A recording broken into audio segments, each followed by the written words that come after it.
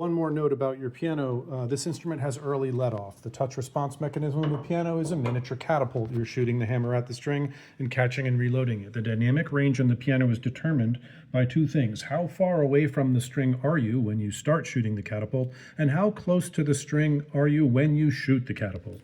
So this distance here, hammer at rest, is determining distance, our starting distance. We can see as I move this hammer forward in slow motion, look at how far away from the string that hammer is when we stop having influence. So, you have to have this miniature catapult to shoot the hammer at the string, or the piano would sound like that. But we're shooting so far from the string that when we try to play softly, we're not imparting enough momentum that the hammer can cross that graded distance. So that has two side effects. One is that we can't really play softly. Just like I demonstrated, we've given a small amount of energy and it can't cross that gulf to accent the wire softly. On the other end is more relevant to me. I have to knock this piano into tune. Any of the friction points along the wire have latent motion. So you could imagine if I'm stretching a rubber band over my hand, there'd be a lot of stretch rubber band here and a lot of slack rubber band there. So I'm actually applying maximum force to the speaking length to draw out any latent motion on the steel, which is exaggerated by the high tension of the Steinway and by that description I sent earlier of the crenellated surfaces causing extra friction. So I can't actually knock your piano into tune because your catapult fires too far away. All of that extra distance should have been adding momentum. So when you have early let-off like that, the dynamic range, the combinations of soft and loud on the piano are truncated in both directions.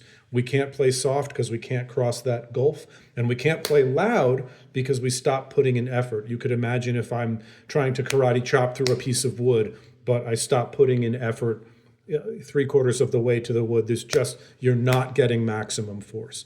Let-off can be adjusted. Quite often when you refine let-off, you come across an underlying problem that was misunderstood in the piano's service history. That is usually a bobbling hammer, and that is when the hammer strikes the string, rebounds off of the head of the jack, and double strikes the string. It sounds like ga-da-ga-dung, ga-da-ga-dung. It's more prominent on a soft strike, more prominent with the sustain pedal down.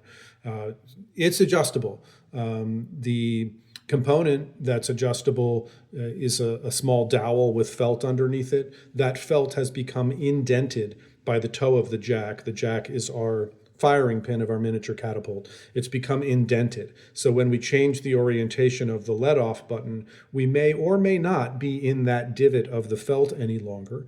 And so even changes that we make might need further refinement.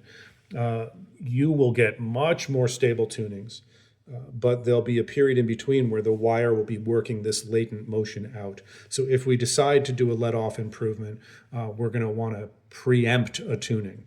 If I do a let-off improvement right now, we'll actually lose the tuning because more force is delivered to the wire and the tension on the wire, the latent motion is worked into the speaking length. You'll also get, obviously, more dynamic control. So you'll get more combinations of soft to loud just based on the physics of what's happening.